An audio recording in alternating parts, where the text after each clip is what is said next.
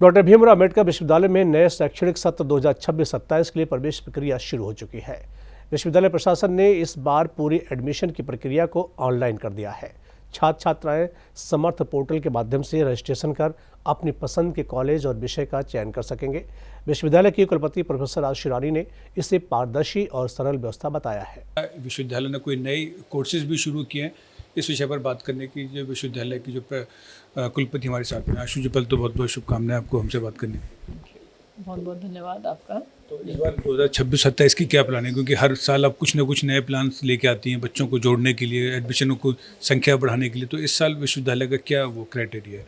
विश्वविद्यालय ने प्रयास किया है कि ज़्यादा से ज़्यादा छात्र, हमारे जो भी रिक्त सीटें पहले रह गई थी वो अब ना रहें और ज़्यादा से ज़्यादा छात्र यहाँ पर एडमिशन लें।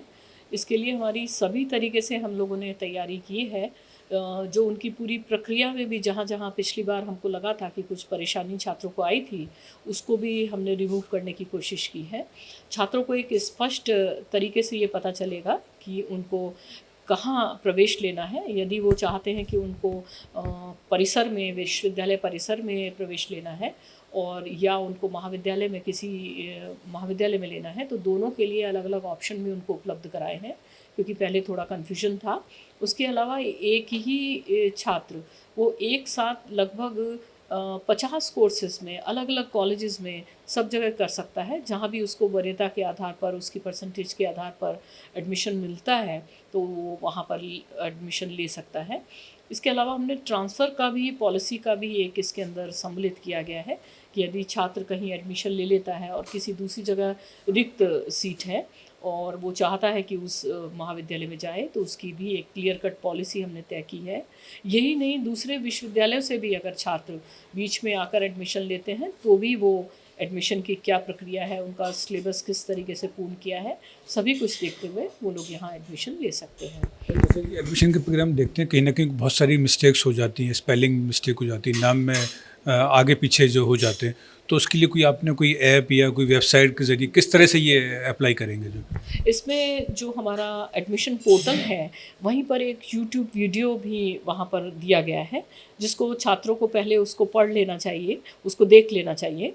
यूट्यूब में बहुत क्लियर कट दिया हुआ है कि कौन कौन से स्टेप्स हैं और आपसे कम से कम गलती हो, उसको आप बार बार देख सकते हैं। अगर कहीं गलती हो तो आप तुरंत उसको देख सकते हैं।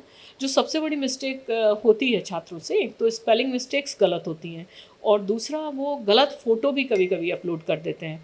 तो मेरा ये सभी से एक ये निवेदन रहेगा कि सभी को अपना लेटेस्ट फ़ोटो उसमें अपलोड करिए और अपनी ध्यान दीजिए कि आपकी जो भी स्पेलिंग्स हैं वो एकदम सही हों, एकदम करेक्ट हो, क्योंकि वही डेटा हमारे पास में एक यहाँ पर एक फिक्स हो जाता है और उस डेटा के माध्यम से हम आपकी, चाहे आईडी कार्ड बनाना हो, आगे रिज़ल्ट प्रिपेयर करना हो, डिग्री है, मार्कशीट है, वो सभी उसी के आधार पर बनता है। तो एक बार अगर आपकी इनिशियली गलती होगी तो वो आगे गलती चलती रहेगी। और अगर आपको ऐसा लगता है, बाद में आपको संज्ञान में आता है गलती है, तो एक ईमेल आईडी वहाँ पर दिया हुआ है, आप एक अपना एप्लीकेशन या request to correct that ID वो आप लगा सकते हैं। एक चीज़ और बताना चाहूँगी कि आप अपने महाविद्यालय में भी जा सकते हैं और महाविद्यालय के लॉगिन आईडी से आपका जो नेम करेक्शन है वो भी पॉसिबल है। कोई अन्य करेक्शन है या आपका सब्जेक्ट गलत हो गया है, कई बार हमने देखा है कि बच्चे सब्जेक्ट एडमिशन के टाइम कुछ और लेते हैं और परीक्षा के टाइम में आके कहते हैं कि नहीं, हमने ये वाला सब्जेक्ट लिया था। तो बहुत ध्यान से आप चूज़ कीजिए कि आपका इंटरेस्ट क्या है और आप अगर बीए करना चाहते हैं तो कौन कौन से विषय लेना चाहते हैं, अगर बीएससी ले रहे हैं तो कौन से विषय ले रहे हैं। तो ये सब चुनाव बहुत ही आपको शांति से, सहजता से, अपने इंटरेस्ट के हिसाब से करना चाहिए। देख रहे हैं कि आशु जी, मतलब यहाँ के काफ़ी, मतलब आगरा के आसपास के कई जिलों के बच्चे यहाँ पर पढ़ने के लिए आते हैं। क्या विदेशों से भी कोई बच्चे यहाँ पर, क्या उनके लिए कोई ऐसे कोर्सेज हैं कि वो लोग बाहर से भी आके यहाँ पढ़ सकें, क्योंकि भारत में एजुकेशन काफ़ी सस्ती और काफ़ी वो भी है? ये स्टडी इन इंडिया पोर्टल एक गवर्नमेंट ऑफ इंडिया का पोर्टल है, उसके माध्यम से विदेशी छात्र अब भारत में लगातार विभिन्न विश्वविद्यालयों में एडमिशन ले रहे हैं। इस बार हमारे यहाँ भी लगभग 50 छात्रों ने अभी तक आवेदन किया है और हमारी भी एडमिशन की प्रक्रिया जिनको हम उचित समझते हैं, जैसे यहाँ पर श्रीलंका से, बांग्लादेश से, नेपाल से और अफ्रीकन कंट्रीज से सभी से छात्रों ने आवेदन किया है। इसमें विदेशी छात्रों के लिए जो अब तक हमारे पास में काफ़ी रशियन छात्र आते रहे हैं पर्टिकुलर विषय को पढ़ने के लिए, तो उनके लिए दो तरीके से हमने प्लान किया है। एक प्लान हमारा ये है कि हम लोगों का जो रेगुलर कोर्स है, जैसे नेपाल के बच्चे हैं या बांग्लादेश के बच्चे हैं, वो लोग यहाँ पर रेगुलर कोर्स में एडमिशन ले सकते हैं और उनका जो सिलेबस है वो सेम रहेगा। उनको फैसिलिटीज़ जो हम स्टूडेंट की रेजिडेंशियल फैसिलिटीज़ है वो अलग तरीके से दे सकते हैं।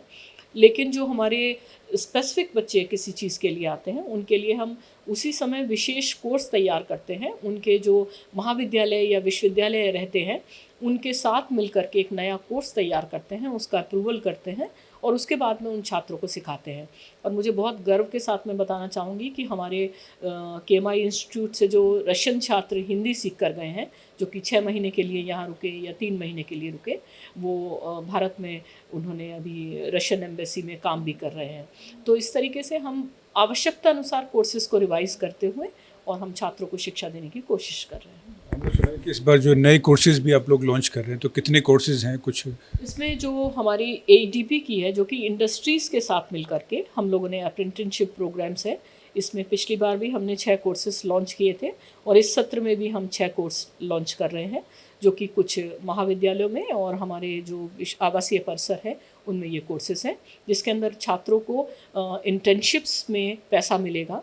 और कई छात्रों को इस बार भी करीब 17,000 18,000 रुपये महीना का जो स्कॉलरशिप है वो मिल रही है अप्रेंटिसशिप के दौरान।